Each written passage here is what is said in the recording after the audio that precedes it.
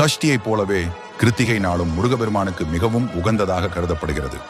இந்நாளில் முருகனை வழிபடுபவர்களுக்கு சுப காரிய தடைகள் அகலும், புத்திரபேறு உண்டாகும், செல்வம் சேரும், கிரக தோஷங்கள் நீங்கும் என்பது ஐதீகம். கிருத்திகை அன்று காலையிலேயே எழுந்து முழுநேர விரதம் மேற்கொள்ள வேண்டும். அன்றைய நாள் முழுவதும் கந்த சஷ்டி கவசம், முருகன் ஸ்தோத்திரங்கள், முருகனுடைய புராண வரலாற்று கதைகள் ஆகியவற்றை படிக்கலாம். விரதம் இருப்பவர்கள் பொதுவாக உண்ணாமல் விரதம் இருக்க வேண்டும். பால், பழம் சிலர் அருந்துவது உண்டு. உப்பில்லா உணவை எடுத்துக்கொள்வது இந்த கிருத்திகை விரதத்தின் மிக முக்கியமான அம்சமாகும். எனவே நீங்கள் உணவு எடுத்துக்கொள்ள வேண்டும் என்றால் உப்பில்லாமல் எடுத்துக்கொள்வது நல்லது.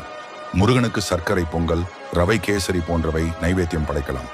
மேலும் செவ்வரளி மலர், செம்பருத்தி, செண்பகம், ரோஜா போன்ற சிவப்பு நிற மலர்களை கொண்டு முருகனை அலங்கரிப்பது விசேஷமானது. மாத கிருத்திகையில் புண்ணிய ஸ்தலங்களில் நீராடுவது, முருகன் கோவிலுக்கு சென்று முருகனுக்கு தேவையான அபிஷேக பொருட்களை வாங்கி கொடுப்பது அல்லது வீட்டில் பூஜை செய்பவர்கள்